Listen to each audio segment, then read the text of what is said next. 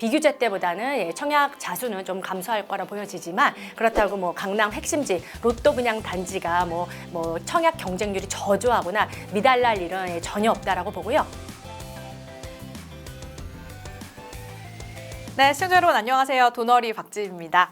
자, 정부가 10월 15일 부동산 대책을 또 발표하면서 청약 시장에도 적지 않은 변화가 현재 예고되고 있는 그런 상황입니다. 자, 오늘은요, 이 대책 발표 이후에 과연 우리가 노리고 있는 청약 시장이 어떻게 변화할 것인지, 우리가 이 시점에 준비해야 될 것은 무엇인지 꼼꼼하게 한번 따져보는 시간을 준비를 했는데요. 청약 전문가 열정로즈님 모시고 얘기 나눠보도록 하겠습니다. 안녕하세요. 네, 안녕하세요. 네, 반갑습니다. 네, 반갑습니다. 네, 일단 이 10월 15일 부동산 대책이라고는 하지만 또 한 번의 규제가 들어갔다라고 네. 우리가 얘기를 할 수도 있을 것 같은데 청약 시장의 분위기는 좀 어떤지 궁금해요. 네, 일단 서울 같은 경우 네.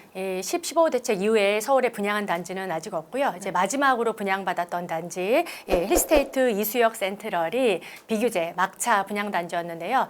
마지막 분양 단지답게 정말 많은 통장이 들어왔습니다. 특공만 거의 14,000개, 1순위가 거의 24,000개에서 합쳐서 도합 38,000개 가량의 통장이 들어왔는데 이게 올해 2025년도에 비규제로 풀리고 분양한 단지들 중에서는 이제 역대 2위 가장 많은 두 번째로 많은 통장이 들어왔어요. 가장 많이 들어온 거는 고덕 강일 대성 베르힐이라고 분양가 상한제로 분양했던 단지가 특공하고 1순위 합쳐서 41,889개가 들어왔고요. 이번에 근본에 힐스테이트 이수역이 38,759개로 성수 장미가 분양했었던 OTL 폴에 있죠. 이거보다 무려 한 39개 정도가 더 많이 들어오게 되었습니다. 네.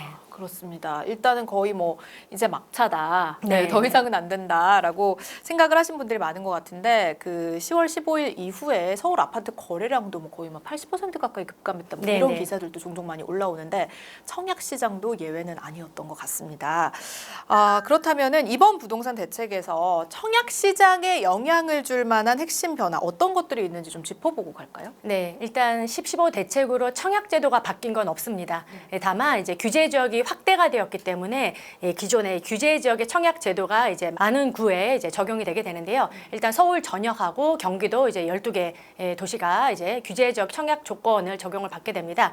아무래도 이렇게 되면은 기존보다 청약 자수는 좀 감소할 것으로 보고 있는데요. 왜냐하면 일단 까다로워진 청약 조건, 그다음에 이제 대출 규제 때문이에요.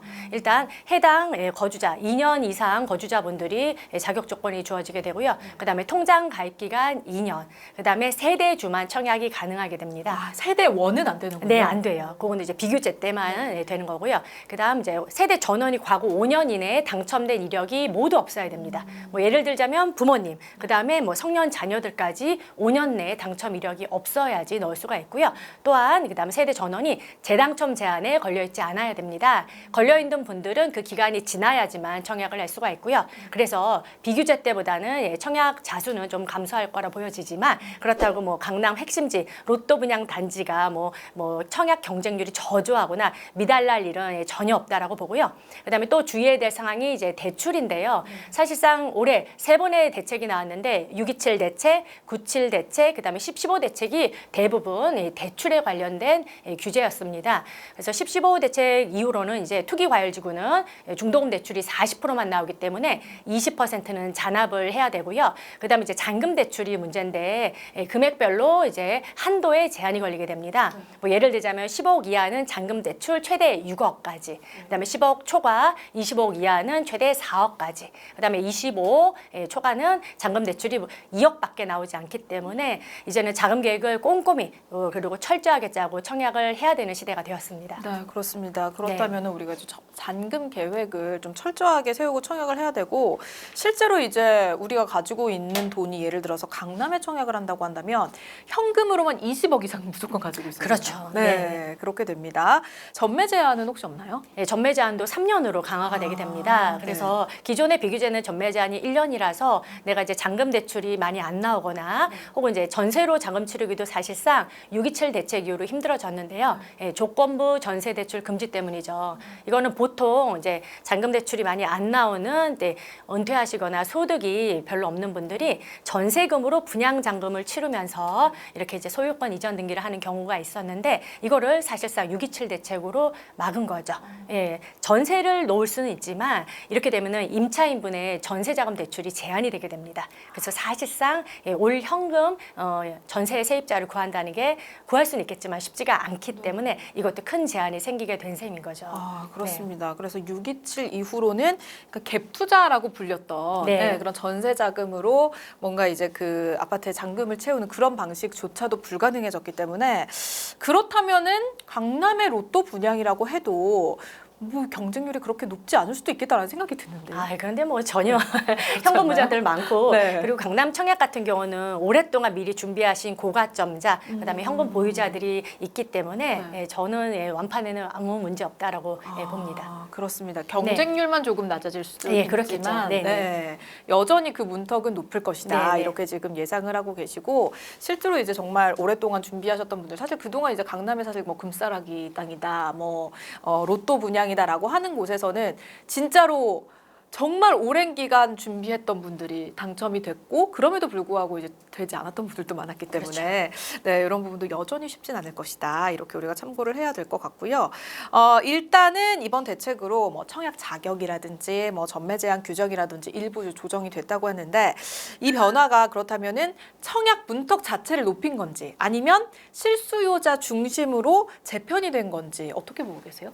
네, 이번에 15 대책으로 이게 뭐 이제 토지거래 허가 구역까지 확대가 되다 보니까 이번 규제가 이제 3종 규제거든요. 조정 대상 지역, 그다음에 투기 과열 지구, 그다음에 토지 거래 허가 구역까지 이제 3종 세트로 다 규제가 들어가다 보니까 사실상 이 지역에 그냥 단순한 갭 투자는 안 됩니다. 근데 청약은요. 사실상 실수요 중심으로 개편은 이미 문재인 정권 때 2018년도 12월 11일부터 청약 제도가 무주택 위주로 사실상 바뀌었습니다. 이 민간 분양에서 추첨제로 당첨자를 선발할 때 무주택 우선 배정 제도가 생겼는데요. 많이들 들어보셨을 거예요. 민간 분양에서 추첨제로 당첨자 선발 시 해당하는 곳이 수도권, 그다음에 지방 광역시 규제 지역은요. 일단 무주택자 75% 우선 배정으로 무주택자만 75% 덜어서 당첨자를 뽑고요. 그다음에 거기서 떨어진 무주택자와 1주택자를 합쳐서 25%를 뽑게 됩니다. 그래서 사실상 비규제도 다주택자는 과거에 청약할 수는 있었지만 이 제도 때문에 경쟁률이 1대1만 넘어가도 유주택자는 사실상 당첨 확률이 매우 낮아지게 되는 구조였거든요. 그래서 이미 실소유자로 청약 시장이 개편된 거는 오래전 일이다. 이렇게 보셔야 될 것 같아요. 그렇습니다. 그렇기 때문에 뭐 이번 규제 때문에 오히려 이제 뭐 실수요자가 더 유리해지고 그랬다기보다는 쭉 그냥 청약 자체는 원래 실수요자 중심으로 그렇게 규제라든지 뭐 그런 것들이 계속해서 이어져 왔다 이렇게 생각이 들고요. 그렇다면은 이제 뭐 75% 먼저 이제 무주택 세대에 공급을 하고 나머지 25% 공급을 했는데 또 남은 주택이 있을 수도 있잖아요. 네, 그런 경우만 이제 예비 당첨에서 유주택자들이 예비 번호를 받아서 당첨 가능성이 있었는데 이제 청약 경쟁이 치열한 경우는 그마저 이제 당첨이 이제 쉽지는 않죠. 그렇습니다. 네, 네, 그렇다면은 1주택자인데 기존에 이제 살고 있는 집을 보유한 상태에서 네. 청약 당첨으로 뭔가 갈아타기를 계획한다거나 그런 분들도 계실 수 있는 거잖아요. 네, 1주택자는 사실 또 그 2018년도 12월 11일부터 무주택자한테 추첨제 물량을 워낙 많이 주기 때문에 그때부터 당첨은 사실 쉽지는 않았습니다. 이번 규제로 어려운 거는 다만 이제 대출뿐인 거죠. 그래서 1주택자가 만약에 규제 지역에 당첨이 되시면은요, 기존 주택을 6개월 내 처분 및 전입, 그다음에 이제 추가 매수 약정, 이게 대출을 중도금 대출 받을 때부터 이 약정서가 들어가게 되는 거거든요.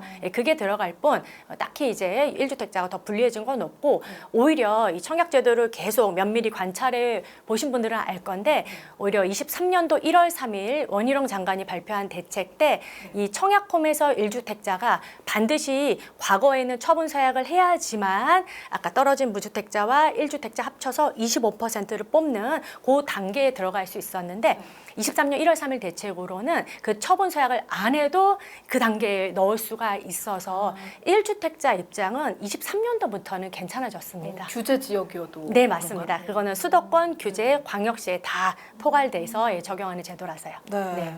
그렇다면은 이제 1주택자가 수도권 네. 그리고 규제 지역에서 당첨이 되었을 경우에는 약정서를 써야지만 대출은 중도금 받을 수 대출을 있다는 거죠. 받을 수 있는 거죠. 네, 그렇습니다. 그렇다면은 대출 규제가 강화가 됐을 때 상대적으로 뭔가 어떤 평형의 쏠림 현상이 나타난다거나 네. 작은 평형대라든지 뭐 이런 거는 있을 거라고 보세요? 좀 큰 평형을 노려보면 오히려 당첨 확률이 올라간다 뭐 이런 것들. 예전에 비규제 시절은 8호 직업 초과가 100% 추첨제고 네. 비규제 시절은 중도금 대출도 뭐 60, 무주택일 경우 잔금 대출은 최대 70까지 나와서 오히려 가점이 애매하신 분들은 추첨제가 많은 큰 평형을 노리기도 했었죠. 네. 근데 이제 규제 지역으로 이제 다 바뀌었잖아요. 그러면 추첨제 비율이 줄고 이제 가점제 비율이 이전보다는 더 늘게 되고요. 그다음에 이제는 절대가액은 분양가는 굉장히 높아졌잖아요. 강북도 이제 국평 분양가가 15억이 이제 디폴트가 된 세상인데 그리고 5구는 거의 이제 11억대에 나오고 있거든요. 서울 기준으로는. 자, 이렇게 가액은 분양가는 계속 높아지는데 대출에 제한이 걸렸잖아요. 중도금 대출 40, 잔금 대출 6억, 4억, 2억의 제한이 있기 때문에 아무래도 이제 다운그레이드가 될 것 같습니다. 뭐 예를 들자면 입지를 낮추거나 왜냐면 입지가 조금 낮을수록 이제 절대가, 분양가 절대가 자체가 낮아지기 때문이죠. 혹은 난 입지를 포기 못하겠어. 이런 분들은 평형의 다운그레이드가 이루어질 것 같습니다.